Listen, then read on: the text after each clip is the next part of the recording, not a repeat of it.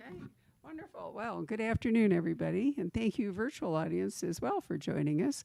I'm really delighted that Catherine Lasky has come to see us for the third time with her series with Georgia O'Keeffe set in New Mexico around Ghost Ranch, Abiquiu. And actually, do you foray down to Santa Fe? You have to use the mic. Not on this trip, but No. previous trips. Right. I regret that we haven't gone down there on this trip. But Well, another time. But we've Another. also been in Taos, where there's a lot of interesting. My husband lived in Santa Fe for. I'm going to sit down since I figure out what to do with the water.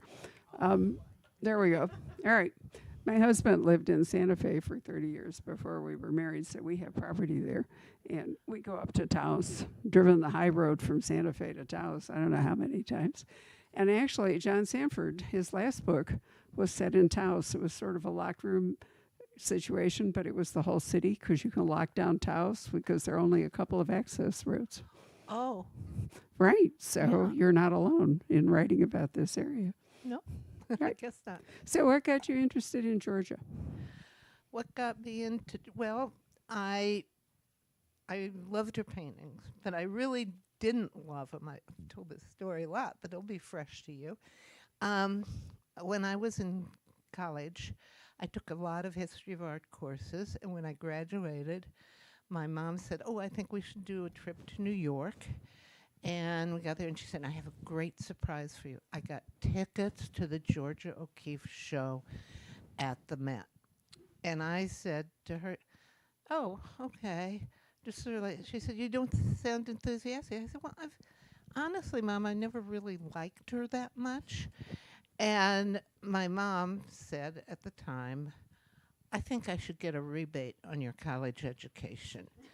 And we went to the Met, and I fell in love with her. And I think it was, for some people, you have to see her work in person to get hooked on her. And they had that huge cloud painting that looks like it must run 20 feet horizontally. And I just felt I was falling into the clouds. I loved it. Same with her flower paintings. And ever since then, I just loved her. And then about 12 years ago, I wrote a children's book about her, and it was called A Day in the Life of Georgia O'Keeffe. And it just, Georgia Rise. And it was, starts before dawn when she would get up, and she would often go up this ladder onto the roof of her casita to watch the sunrise. And then she'd go down, and then she'd often walk out into the desert, and probably drove out more because she took her whole painting thing, which she could fit in the back of her Model A Ford. And then she'd come, so it just covered a day in her life. And the more I started thinking about it, I just said, she'd just make a great character for a mystery. So that's how I came to it. Excellent news. And you've also managed to work in, because there were so many international visitors attracted to Maple Dodge Lujan and Santa Fe. So you've been able to do in the 1930s a kind of constant low-key spy story sort of affair to go on. But I kind of love the 30s in a way. Not that I was alive during the 30s, but my mother was. And I think the 30s, in many ways, was a very exciting time for women. And I know my mom's family had lost all their money. I mean, it wasn't like they had a lot, but they had enough to lead a nice life. And my mom got a job as a social worker at an orphanage. And she would drive all over Indiana and pick up these abandoned children and take them to the orphanage. And the women were so daring then. And then when the war came on, like my aunt, she joined the Waves, which was a women's auxiliary. It was a part of the Navy Department. And then by the 50s, when I was a little kid, it had all sort of reversed back to moms in the home and cooking, and they just weren't near. Everybody had avocado colored appliances. That's what I just in the kitchen, and it just wasn't very adventurous. So I want to go back to this time when it was more adventurous. Well, television had a lot to do with that. I was a teenager in the 1950s because I'm older than you are. And I can remember, the whole Donna Reed thing would open the yeah. door and she would swirl in with her I remember crinolines and her high heels to do the vacuuming. Yeah. It was a whole kind of post-war regression. I like Ike and it was Yeah. McCarthy. Don't forget the blacklist and all of that going on. The 30s were actually, they were exciting, but they were truly terrible Yes. as well. And we're back in them. So, Yeah. I was born in 1940 and I always congratulated myself. I missed the 30s, but I did not expect in my 80s to relive them. But here we are. Anyway, but in New Mexico, New Mexico's always kind of a world apart. They call Santa Fe the city different for a reason. There are all kinds of questions always on New Mexico websites about, do you have to have a visa? What's the money? A lot of people think it's still a foreign country. Yeah. The light, I think, in northern New Mexico is so different. It's sort of the reason that so many of those artists painted on the French Riviera and in Provence for that special light. But I think that's the reason there were so many people in Taos in northern New Mexico drawn to that spectacular light. Yeah. It's really different. I can tell when we drive over there, it's like, well, the way we drive is like 6.5 hours, but it really changes from Arizona. By the time you get up to Santa Fe, the light's totally different. Yes. Yeah. And so I think the light was a large part of it. And if you look at the paintings George O'Keeffe did when she was at their retreat on the East Coast on Lake Champlain, Lake George, pardon me,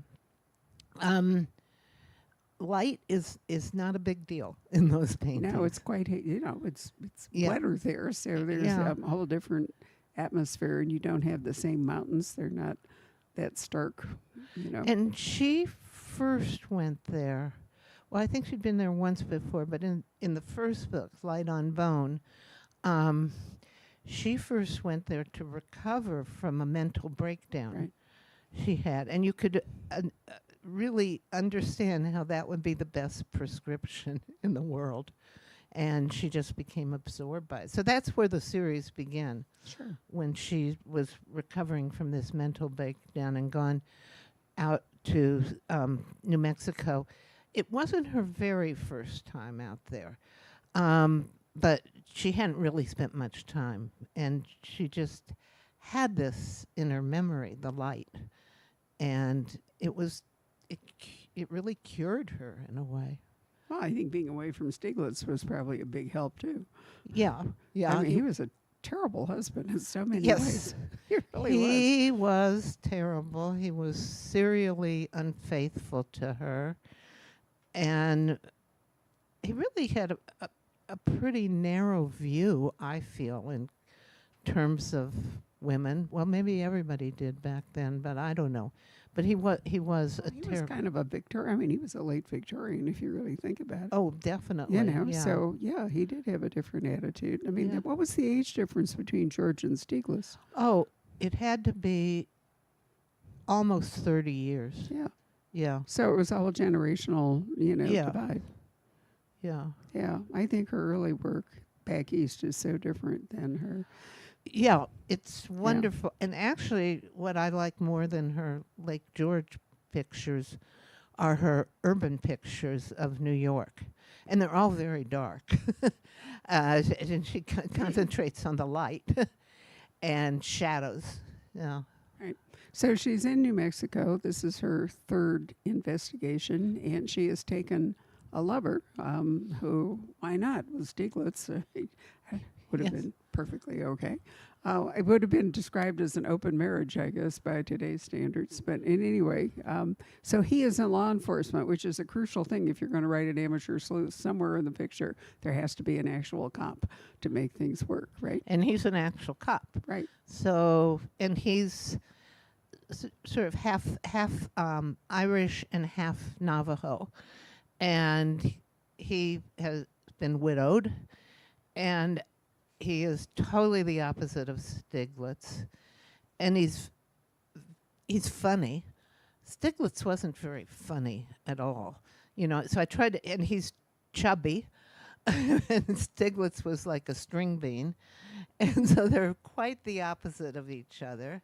And he had had a good marriage, and his wife had died, and she'd been a librarian, and so she's Georgia has fallen in love with the opposite of Stiglitz. But actually, in some ways, she, I think, bears some resemblance to Ryan's first wife, Maddie. Yeah. Yeah. Oh, you would know since you made her up. Yes. You're the only person who would actually know that. Well, it sort of came to me in the middle of writing this most recent book, A Slant of Light. Yeah. So I said, oh, that's why I like this woman, Maddie, so much. She is great. So, when did Georgia move to Abiquiu? She didn't really, I think she bought it in 1946. Okay. So she's But she had to work on it for at least a year and a half. And Stiglitz died in 1948. And then she pretty much shifted her whole life to be out there. Yeah, she did. And in fact, the young man with whom she had a long relationship just died. There was a long obituary in the New York Times, and she lived to be 99, I think it is, and she couldn't live alone. And there was a young man that had been, I can't remember, a handyman, gardener, or something of the sort. But anyway, and he married and had children, but he took care of her, and she left pretty much everything. She left to everything. him. And there was a lot of challenges, to it. But so it was interesting that she had these relationships with these big age disparities, one end and then the other. Yeah. But I met her once because the Santa Fe Chamber Music does a poster every year, and she was asked to do one back when I was first going to Santa Fe, probably in the 90s or something. And so they took one of her, or she donated a painting or the rights to one, I can't remember if it was an original, to the Chamber Music Society. So I have a copy of it with her signature on it. Oh, nice. Yeah. Well, his name was Juan Hamilton, and it turned out he became a potter, and I think he was a pretty good potter. Yeah. And toward the end of her life, she was going blind, so she took up pottery, which, I guess every author who has a recurring protagonist has to decide, well, when am I going to let this person die off? They shouldn't get killed. They should just die off. And I was thinking, I don't think I'll do this, but it must have been so hard when she started to lose her eyesight. But for her to find a kind of renewal by doing pottery, and he was the one who sort of taught her, that's a pretty interesting, that would be an interesting storyline in a story, but it might be too depressing. Well, it's a long way away from where you are in time, so Yes. you have to write a lot of books to Yeah, go and through I'll the probably war. die before that. So. Well, I wasn't going to put it that way. Both of us might before we get there, but who knows? But anyway, we are, in 1936 in this book? Wait, I think we're a little bit, 37. I think it's 37. Well, we've been inching along. The great thing about historical fiction is that nobody has to age in real time. So you can just move like a month or two ahead. Yes. And this starts with a really interesting boy.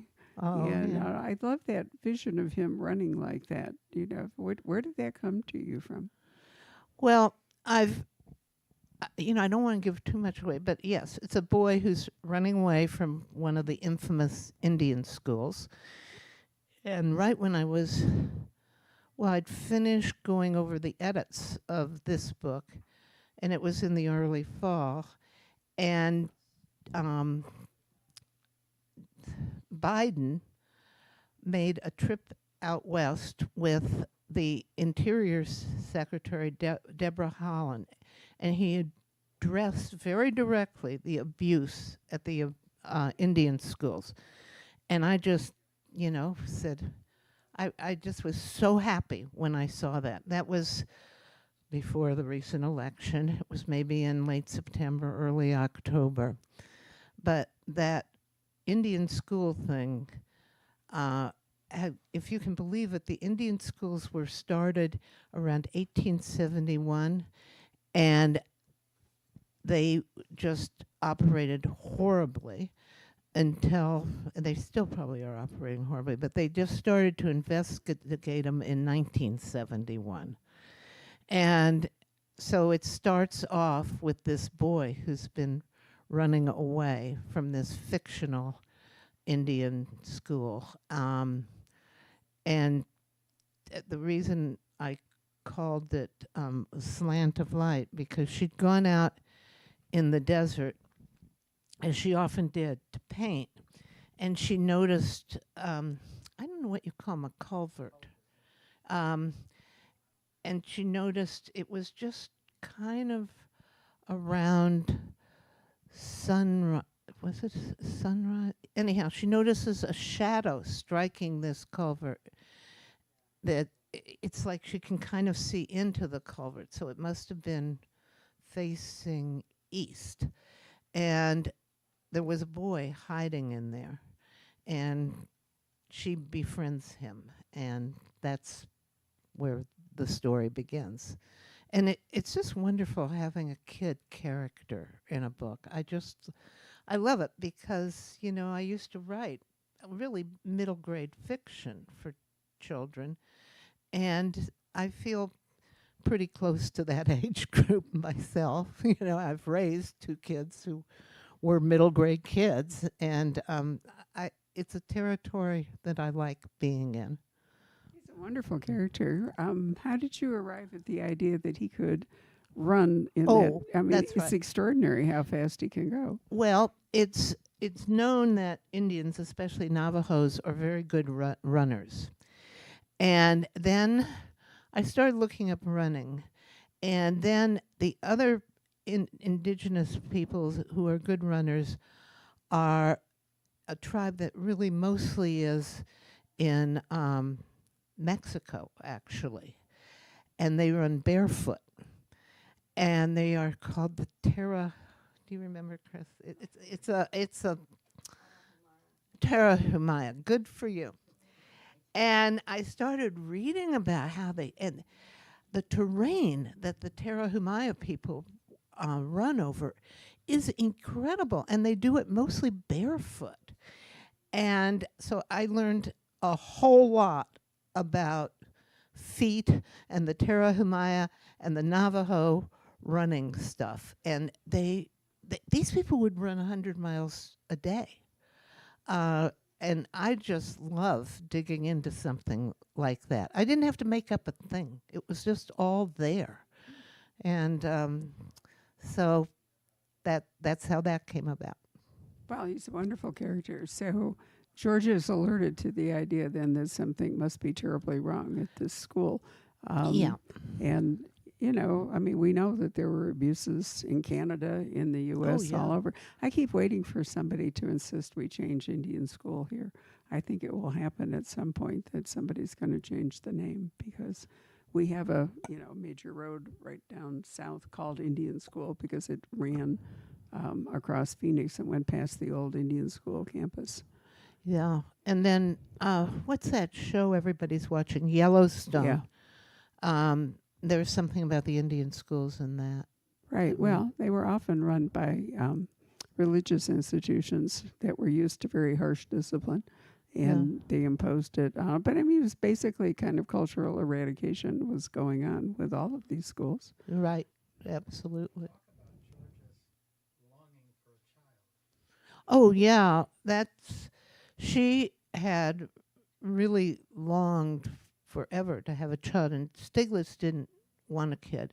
He had one daughter who was mentally fragile, to put it mildly. And then she had, and that's where the first in the series begins.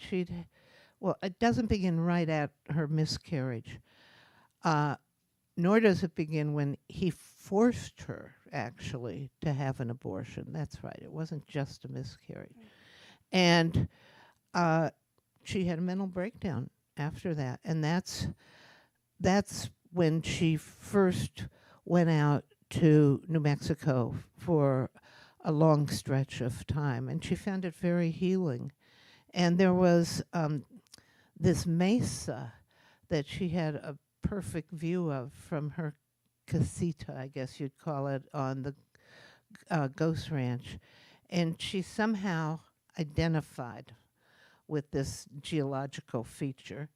And it was called, if you translate it from the Indian, Rising Woman, Changing Woman.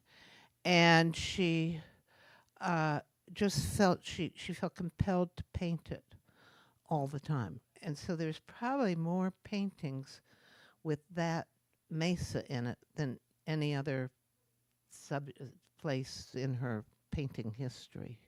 So she just totally identified with it. And, her life began to change. So then you say, as an author, well, how would it change in a way that people could relate to? And my way was she'd fall in love with this man who was the sheriff of the county, and he was totally different from Stiglitz.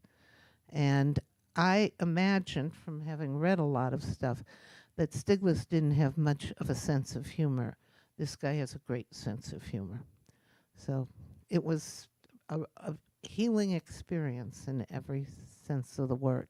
So, do you think, was she left sterile after the abortion? Because she certainly wasn't, she certainly had sex.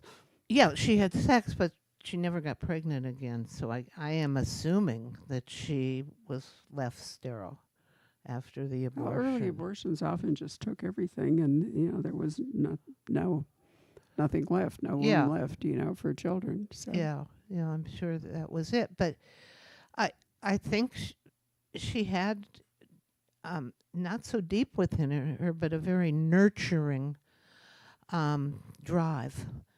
And I think, this was her fulfilling that nurturing drive in her life. It's always such an interesting question. In one ways, her life was made so difficult by, choosing to marry Stieglitz, and on the other hand, would she have been who she turned out to be with, the painter and all the rest, if she hadn't married him? And I think in many creative people's lives, there are these junctions, where you can see that if they'd made a different decision, maybe it wouldn't have gone so well. But many creative people also turn out to be pretty ruthless about, their relationships. Yeah. Yeah, not limited to writers, but also, Yeah. artists and all the rest of it. I don't know. You have to hope that she was happy in her own way in the end, regardless of. It surprised me that she left so much to Juan Hamilton, because she was pretty close with her sisters. And, well, a brother had died much earlier, but she was close to her siblings and her nieces and nephews. Yeah. So you just don't know how that works out. But she left it to him. Maybe she thought the rest of them were okay. Okay, well, her one sister, and I sort of have fun with that, her sister Anita, who I think was the next in line of birth to her, married very well and was, like a millionaire person living in New York and had a place in Palm Beach.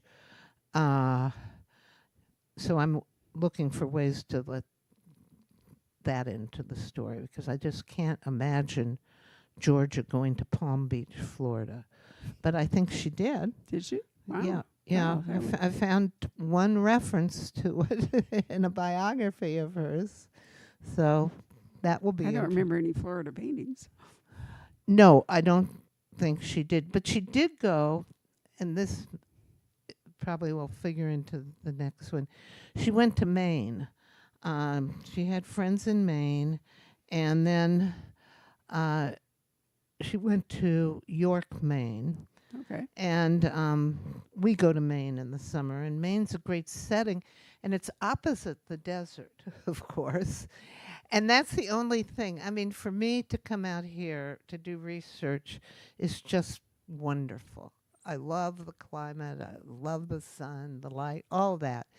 And Maine doesn't exactly have that. But there are plenty things to love in Maine. We have a vacation house on an island in Maine. Mm. And I think that it would be a very interesting place to set a George O'Keeffe mystery. And there are a lot of mysteries set in Maine. There are a lot of creative people who live in Maine. Yeah, We just well, did an event with Tess Gerritsen on Tuesday, and she lives in Camden. yeah. You know, Paul Doiron, all kinds of authors. Oh, that we Catherine know. Hall Page. She's a Right. good friend of mine. She goes to the same island we go to, and boy, she has wrung a lot out of that She island. really is. Yeah, Yeah. she's written several mysteries set Yeah, there. they're set in Maine, and it's a good place. But the climate isn't as agreeable as out here. Well, it depends on what time of year. Nice fog. Summer in Maine, summer and fall in Maine, and winter, spring in Arizona is a pretty good operation. Yeah, yeah, and in every one of my George O'Keeffe books, I have somehow light or something related to light gets into the title. So I'd have to change that a little bit. It's a little. Well, I don't know. I think Maine has a special light with the ocean and all Yes. the rest of it. You could do Yeah. that. I think. Yeah. Yeah. Yeah. I think so. Well, anyway, we can't say a whole lot more about the plot other than it begins with this boy and then an inquiry into why he's running and the school. And of course, he still tries to keep running. So that presents a problem. Yeah. I like,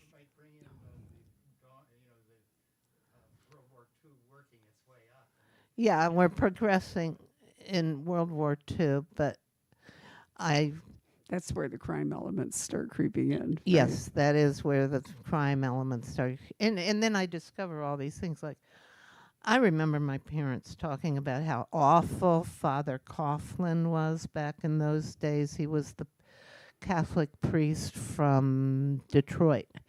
And he was like McCarthy before McCarthy was McCarthy. He was very anti-Semitic and racist and everything. So all that's coming up. And of course, it's always fun to write about FDR and Eleanor. So they're in the book a little bit. Well, you do, as I said, you do bring an international group into, even if it's tiny up there at Ghost Ranch and at northern New Mexico, you still managed to bring a lot of international elements in, part of which was the Mabel Dodge Lewin in your earlier book, because she attracted a lot of, because she was very rich and she had this beautiful place in Taos. So she brought in artists and writers, and what was it, Dylan Thomas? I'm trying to remember. No, D.H. Lawrence. D.H. Lawrence, right. So that was, Yeah, that was weird. I mean, sometimes you don't even have to make anything up when you're a writer. no. And in the previous book, so D.H. Lawrence and his wife, whose name I forget, who was a German lady, had come to to Mabel Dodge Lewin's place. Right. And Mabel Dodge had, as you know, a lot of money, and she'd given him this land that had a house on it.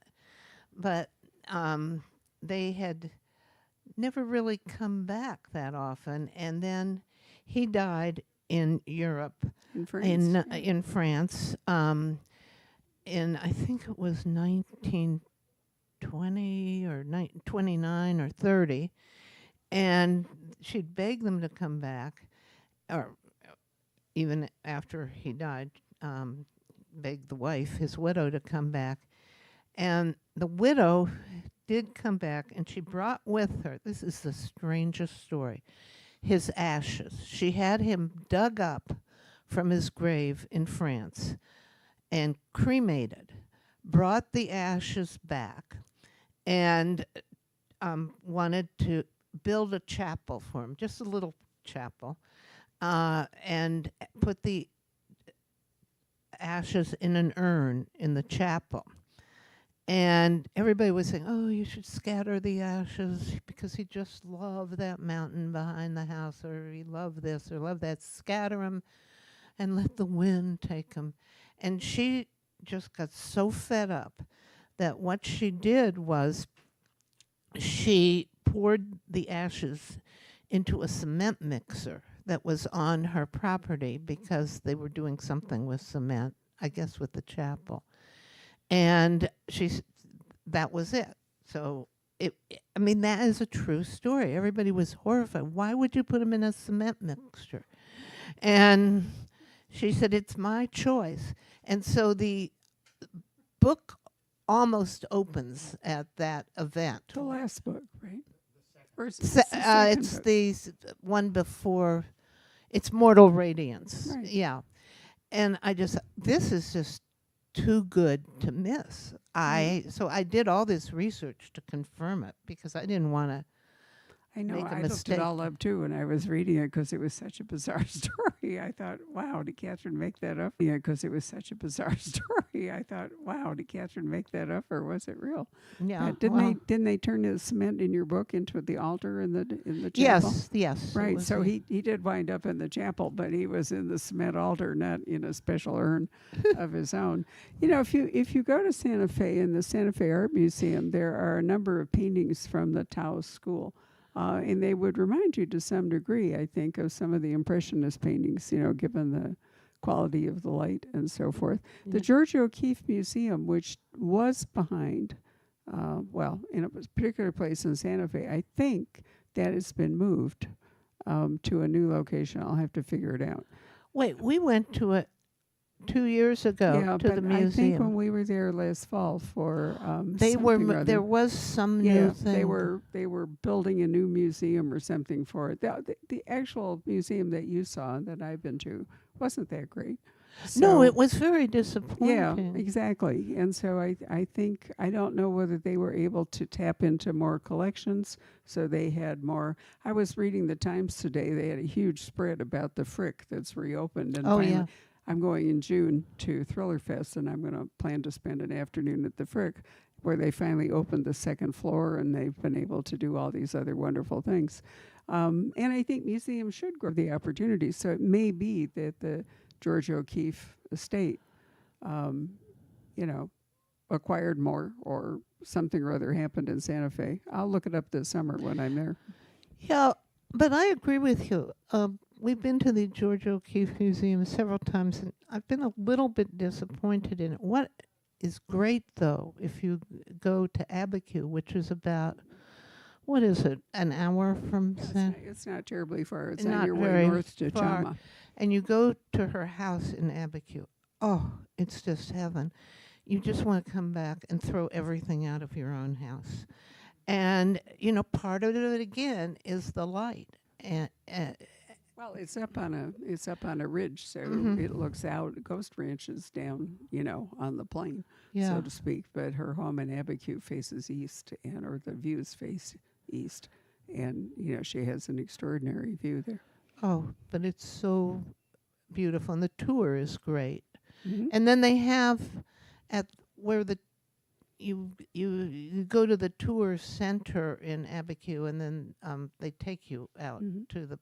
But that center is nicely done, where you buy your tickets to go to the house. I would have thought they would have put the museum in Abiquiu, but the thing is, Santa Fe is the bigger visitor draw. Yeah, You know, it's not that easy to get to Abiquiu. I mean, you have to drive. yeah, You know, Yeah. so the train only runs up to Santa Fe. yeah. I can't remember what it's called at the moment, but anyway, so I understand why it would be in Santa Fe. But let me check into it because I did think, it was kind of interesting that they Well, were. it's not a museum in Abiquiu, but it's No. a center where you go to buy your tickets to Right, get on the but bus. they're not going to be able to move like the collection, the whole painting No, thing up there because it would be too difficult to Yeah, draw enough people yeah. to see it. Yeah. So, and I think that the Santa Fe Art Museum itself had some Georgia O'Keeffe's, and I don't know if they surrendered them to the O'Keeffe Museum or not. But long ago, you could go and see some of her paintings there Mm-hmm. as well. So, anyway, do any of you have questions? I love this series. I think it's really terrific. The 3 books. The first one, Slant of, what was the first one? The one I can't Light on find? Bone. Yeah, Light on Bone. I can't find any more copies of it, which is why we only had, we had one as of yesterday. The whole bunch that we had sold out. So we'll have to see. But that was a different publisher, right? Yes. And now I'm at Severn House. It was. Right. Yeah. So anyway, if you, I'm sorry, you might be able to find Light on Bone in a digital edition or a used one, but you don't have to read them in order. You can, No. You can plunge in with Mortal Radiance and then read A Slant of Light. Yeah. And Severn House is now doing paperbacks, so for their hardcovers. They weren't originally; they were set up just to do hardcovers for libraries, but now they do paperbacks. So this book will be out in a paperback. And Mortal Words is already out in a paperback. Mortal Radiance. Radiance. Right. Probably. Anyway, I love the books, and you could certainly read Mortal Radiance and A Slant of Light and try to find Light on Bone somewhere. Catherine first came to see us with Light on Bone, so I've been able to read them, all 3 of them, in Yeah. the time that you wrote them, which has been great. Any of you have questions that you would like to ask? How long does it take you from the start of an idea to the end of your book? Well, it differs a little bit, but it takes me about at least 10 months. And then I get the edits back. So I have to work, but that's I mean, I've been lucky. I have good editors, so it's pretty easy to do what they suggest. So I guess is that a year? 10, yeah, about a year. Yeah, but then, and that includes when the idea first comes to me and I have to kind of mush it around in my head for a few weeks. So have you already written the 4th book, or are you partway Yeah, through it? no, I've written it, and they told me I had to have it in February, mid-February, and then I got an email just the other day, and they said, well, the editor, I don't know whether she said, I'll get it to you by the end of May, which is fine. I'm not in a rush, but usually I did have to kind of put pedal to the metal or whatever you say when I thought, I only have a month more. I got to finish this thing up. But Well, one thing to keep in mind is that the UK gives women a year maternity leave, which I think is great for the mom and the baby, but can really disrupt other things. So yes, that probably is more likely to be your problem. yes. They're a younger house with lots of women, so Yeah. that might be what happened. Oh, yeah, this is sort of interesting. It's for the next book. And the reason we came out here now was I want to go to White Sands National Park. It is now. It was before White Sands Monument. And, it was a proving ground for the atomic bomb and all that. So we just rewatched The Day After Trinity, where, I was going to say, that starred Oppenheimer, Robert Oppenheimer. And it's sort of that whole phase and what were scientists doing out in the desert. But it opens really in 1939 and the beginning when Germany invaded Poland. And it's like a lot of spy stuff. I love writing that spy stuff, and that's really fun. Not that the atomic bomb is any fun, but Yeah, the Oppenheimer documentary I thought was great. yeah. But Joseph Cannon wrote a brilliant book, won an Edgar for his first mystery called Los Alamos, and it is in fact about New Mexico and that Oh, group. Joseph Have Cannon you did? seen it? Yeah. No, do you have it here? I'll buy it. Well, if I don't, I can find it for you. We usually carry it. Joe has written a brilliant series of spy novels, but his Yes, first I've one, I've read some of yeah, them. but Los Alamos was the first one, and he talks about the kinds of things you're talking about. But maybe you don't want to read it till after you finish your book, because sometimes Yeah, one that's author can true. influence another. Well, I have my husband's suggestion. I've put Robert Goddard into this book. Did you? Yeah, and the one I'm writing Yeah. now. And he's fascinating too.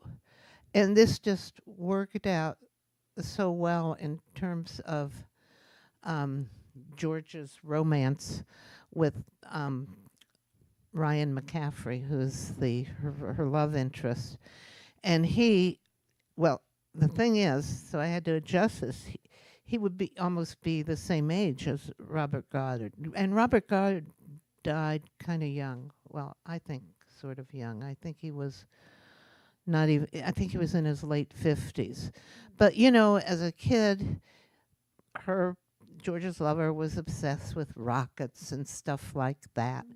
And so I have a whole Robert Goddard part of the book because he came out to New Mexico when nobody really knew about it. And and he was, huh?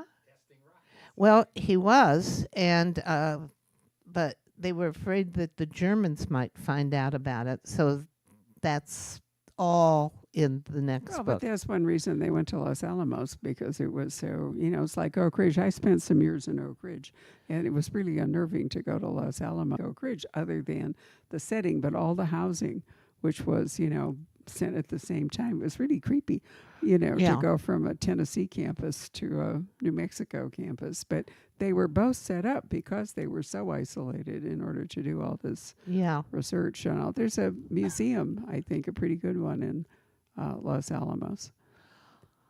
And of course, Bandelier National Park is right around the corner, or down the mesa and around the corner. Well, I've been interested in him for a long time because, but it was in another movie, not the documentary, but it was a nonfiction movie about Los Alamos and all of that. And this is really weird, but that movie opened up with a car driving out into the desert, and there was a shadow in the car, and it was a guy sitting in the back seat of the car, and he was holding these components, I guess you'd call it, wouldn't it, of the atom bomb. See, as long as they weren't all put together, it was supposedly safe. Well, that guy, the shadow, his name was Philip Morrison, and I kind of knew him, if you could believe it, because he and his wife, he was at that point at MIT teaching nuclear physics and whatever, and he and his wife were, she was a weaver and an artist of some sort, and they lived in Cambridge, Massachusetts, about 4 blocks from our house. Wow. And he was also editor of the Scientific American. And the Scientific American had awards for children's books. And I won once. And they were the ones who did Phyllis. His wife's name was, they called them the Phils. Her name was Phyllis. His was Philip. And they selected a book I had written for children to be the winner.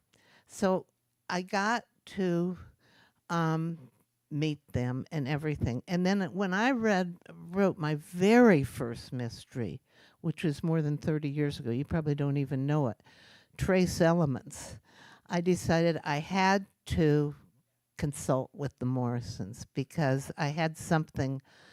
The woman whose husband was murdered was a physicist. And I wanted to ask, could this happen? Mm-hmm. So I invited them for dinner. I was really nervous, but they were just wonderful. They came over for dinner. and I was asking him about this thing. Could this happen, or how could I explain it? Um, and I said there was an article in the Scientific American that I saved that you had. Oh no, it wasn't. It was another magazine. And so Philip said, "Well, yeah, I think you could." He said, "Let me look at this article that you found." So you tell it. We had it in the magazine. It was just we were having dinner, and he goes. He speed reads this thing in about 2 minutes. And then Understands exactly what was in the article. And he says, "Well, here's what you have to do." And I'm taking notes. He said the Japanese were making it next week. He said, "You better write fast because the Japanese will have this down pat by next week." So, anyhow, that was my first round as a mystery I writer. didn't know that. Oh Wow. yeah, oh wait, did I write him under a pseudonym? Did I?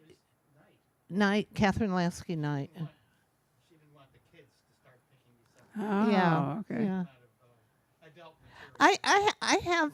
I think I have some at home. I'll send one Oh, to do. you. I would love to Yeah, read it. That yeah. sounds grand. Well, I'll tell Yeah. you what. I'll send you Los Alamos in return. How's that? Okay, That'll great. work out It's really a deal. well. Okay, we will do that. Does anybody else have a question? No? Yeah. Oh, the children's the one that was a movie. Oh, the Weaver's gift. it was called The Weaver's Gift that won the yeah, because it turned out that Phyllis Morrison was a weaver, so she liked the book. It was a nonfiction book with photographs by my husband. He and I used to do a lot of nonfiction together, and he'd take the photographs because he used to work for National Geographic, so he was a really good photographer. Or is still. Right. Well, you could work weaving into this series because if you go down to Tesuque, if you look at the geography of New Mexico between Abiquiu and Santa Fe, or Ghost Ranch and Santa Fe, you can stop in Los Alamos. You just have to go west. There's a huge hill that rises up there. But at the foot of the hill going east at this, you go over to Tesuque. And there's an incredible old weaving family there. Been there forever. Oh, really? Yeah, I have some of their things there. How It's do you marvelous. spell Tesuque? Tesuque. Dazuki. Yeah. D-U-S. Right, and there's that famous shrine there, the name of which I'm blanking out at the moment because I'm old. But there's a famous Catholic shrine in that same area, which used to be just a little church up there by Tesuque, and now it is being turned into some version of Lourdes, where they've got Oh. adjacent buildings and they paved the parking lot, and it's become a real commercial stop instead of what it was 40 years ago. Breaks my heart. There's even, believe it or not, a Vietnamese section of it, and I've never quite worked that out, but there's a Vietnamese garden now attached to this little. We have a painting of it at home, which I really love. Mm. But anyway, Tesuque would be worth your while. And it's with a D. D. no, oh, T. T. T is in T. S-E. Tesuque. Tesuque.